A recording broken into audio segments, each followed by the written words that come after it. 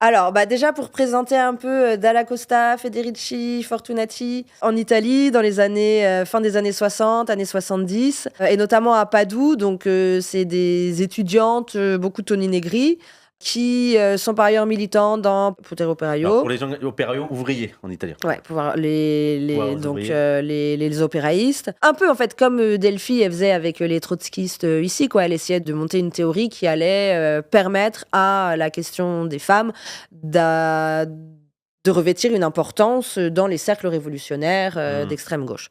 Mais, elles étaient plus chanceuses, quand même, les camarades italiennes parce qu'elles étaient pas au milieu de trotskistes, elles étaient au milieu d'opéraïstes et donc c'était quand même plus, cool niveau théorique. Et donc, là où Delphi a analysé la question du travail domestique comme un travail qui bénéficie à son mari, parce que c'est à lui que ça économise du travail et de l'argent, elles disent qu'en fait, en dernière instance, c'est pas au mari, parce qu'en fait, lui, ça lui permet surtout de se faire mieux exploiter à l'usine, que ça bénéficie aux capitalistes. Mmh. Puisqu'elles disent que à quoi il sert ce travail? Il sert pas à produire juste des biens et des marchandises, etc. Parce que toi, ce qu'elle va te dire, Delphi, que par exemple, un poireau qui est cuisiné dans un restaurant, il prend une valeur ajoutée, alors que le même poireau qui est cuisiné à la maison, il prend aucune valeur, et que donc c'est un vol qui est fait un peu du travail des femmes.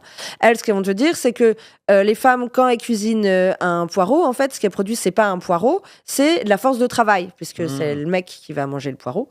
Et que cette force de travail, c'est une marchandise, puisque c'est celle qui est achetée ensuite par le capitaliste.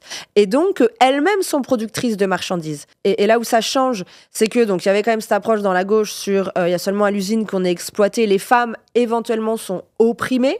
C'est-à-dire que effectivement, elles sont assignées à la cuisine, c'est une oppression. Oui, c'est mais pas de nier la domination qu'il y aurait Non, c'était- interindividuelle voilà. entre l'homme et la femme. Mais c'était un truc effectivement interindividuel qui n'avait pas de lien avec l'économie. Et elles, ce qu'elles permettent, c'est de raccrocher directement ce travail comme un travail exploité par le capitalisme, d'autant plus exploité qu'il n'est même pas payé. Et c'est cette non-reconnaissance du travail de ce travail comme travail qui enferme d'autant plus les meufs, parce que du coup, ça naturalise.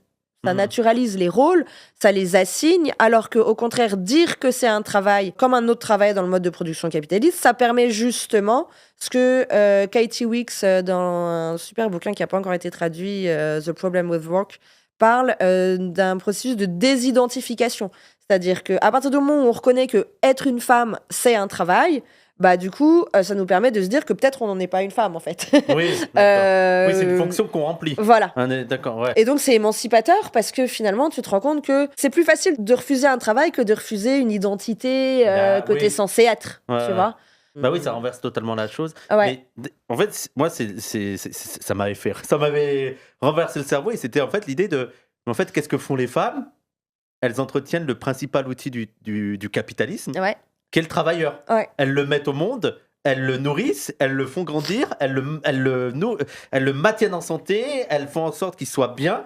Et quand donc, il est plus productif, elle continue Oui. à s'occuper de lui pour qu'il aille pas pourrir dans les rues, quoi. Et c'est vrai que ça m'avait renversé le truc. Je me suis dit, oui, effectivement, que le principal outil du capitalisme, c'est le travailleur. Et donc, il faut quelqu'un qui le maintienne en santé, qui soit disponible pour mieux. D'ailleurs, on avait vu que Marx avait déjà montré que même le temps de travail un peu plus réduit pouvait servir aussi au capitalisme parce que ça le permettait de le garder en santé Ouais. pour qu'il soit beaucoup plus productif. Ouais, bah, de toute façon, on est toujours dans une tension entre payer un minimum pour qu'ils puissent quand même se Oui. reproduire et payer un peu de services publics, etc., pour que la force de travail reste vivante, quoi. Ouais.